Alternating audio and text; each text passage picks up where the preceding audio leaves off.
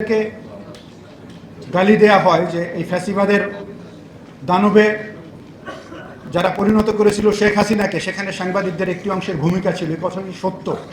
কিন্তু এখানে অনেক ভালো সাংবাদিক রয়েছেন যারা দীর্ঘ 17 বছর সাংবাদিকতা করতে পারেননি। সাংবাদিকতা করতে গিয়ে তারা পদে পদে বিপদের মুখে পড়েছেন।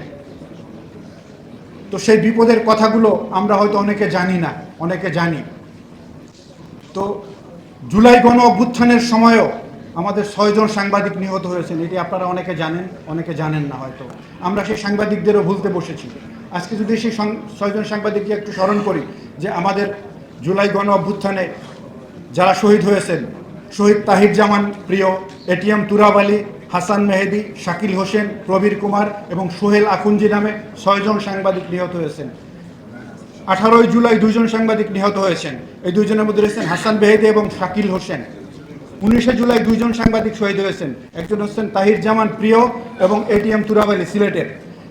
4 তারিখে একজন সাংবাদিক নিহত হয়েছেন, প্রবীর কুমার, 4 আগস্ট, এবং 5 আগস্ট সোহেল আখুঞ্জি, তিনিও সিলেটের অধিবাসী। এই 6 জন সাংবাদিক নিহত হয়েছিলেন এই জুলাই বিপ্লবের মধ্যে দিয়ে।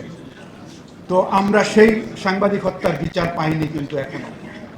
আজকে যেমন 1400 শহীদের বিচারের দাবি করছি, একই সাথে আমি সাংবাদিক প্রতিনিধিদের পক্ষ থেকে সেই 6 জন সাংবাদিক হত্যাকারীর বিচার আমি স্পষ্টভাবে এই সরকারের কাছে চাই।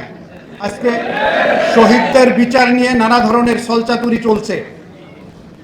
সেই বিচারের দাবি আদায়ের জন্য কিন্তু কথা বলছেন, কথা বলবেন।